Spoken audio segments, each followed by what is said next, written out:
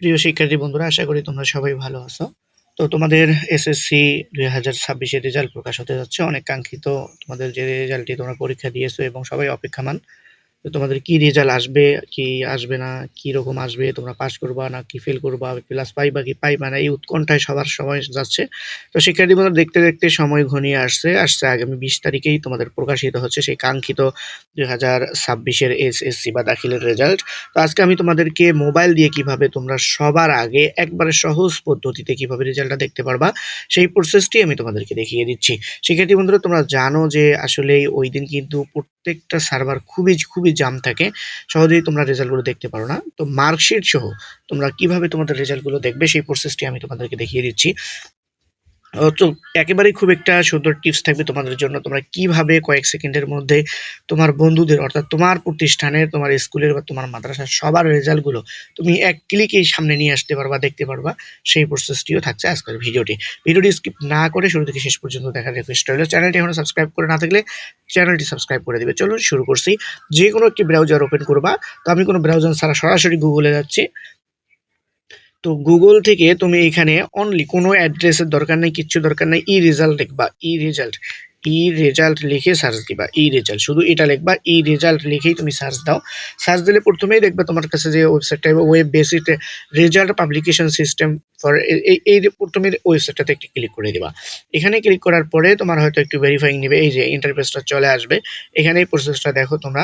প্রথমে তোমাদের কাছে নেম অফ বোর্ড, তুমি যেই বোর্ডের আন্ডারে পরীক্ষা দিতেছো সেই বোর্ডটা এখান থেকে সিলেক্ট করে দিবা। মনে করো আমি ফর এক্সাম্পল এখানে দিয়ে দিলাম ময়মনসিংহ। তারপরে এখানে নেম তুমি এসএসসি দাখিল, এখান থেকে এটা সিলেক্ট করে দেবা।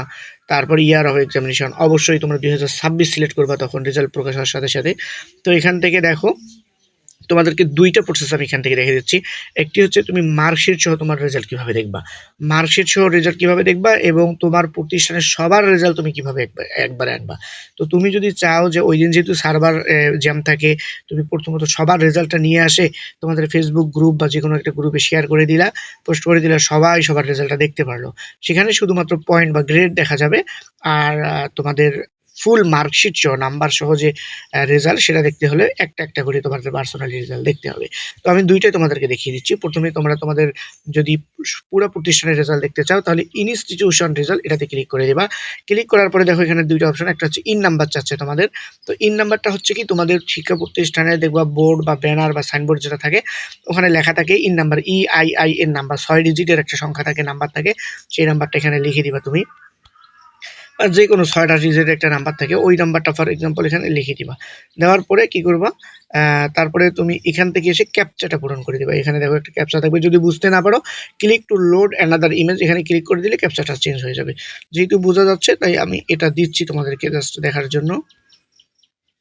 বাস এভাবে ক্যাপচাটা দিবা। দেওয়ার পরে ভিউ রেজাল্টে ক্লিক করার সাথে সাথে একটা পেজের মধ্যে পিডিএফ আকারে তোমাদের সবার রেজাল্টগুলো সামনে চলে আসবে। তুমি স্ক্রিনশট নাও অথবা পিডিএফ ডাউনলোড করে নাও, নিয়ে সবার রেজাল্টটা তুমি পাবলিশ করে দিবা বা তোমাদের গ্রুপে দিয়ে দিবা। সেখানে শুধুমাত্র রোল নাম্বার অনুযায়ী রেজাল্টটা তোমরা দেখতে পারবা। রোল নাম্বার থাকবে, পরে পয়েন্ট থাকবে, তোমাদের কে কত পয়েন্ট পেয়েছো সেটা থাকবে। আরেকটা হচ্ছে তুমি যদি মার্কশিট সহ সবার রেজাল্ট দেখতে চাও, সেই ক্ষেত্রে কি করবা, এই যে এখানে যে ইনস্টিটিউশন রেজাল্ট এখানে টানা দিয়ে প্রথম যেটা আছে ইন্ডিভিজুয়াল, এই রেজাল্টটা দিয়ে দিবা। ইন্ডিভিজুয়াল রেজাল্ট এটা দিবা। এখান দিয়ে তোমাদের রোল নাম্বার দিয়ে দিবা। ফর এক্সাম্পল এখানে তোমাদের রোল নাম্বারটা দিবা। পরে দিবা তোমাদের রেজিস্ট্রেশন নাম্বার, যে রেজিস্ট্রেশন নাম্বার তোমাদের অ্যাডমিট কার্ডের মধ্যে আছে সেটা দিবা। এখান থেকে সেম ক্যাপচাটা পূরণ করে দিবা। এখান থেকে ক্যাপচা পূরণ করে দিবা। দেওয়ার পর এখানে ভিউ রেজাল্টে ক্লিক করবা। ভিউ রেজাল্টে ক্লিক করার সাথে সাথে মার্কশিট নাম্বার সহ তোমাদের রেজাল্টটা সামনে চলে আসবে। তো ওই দিন তোমরা এভাবে তোমাদের রেজাল্টটি তো মোবাইল দিয়েই দেখতে পারবা।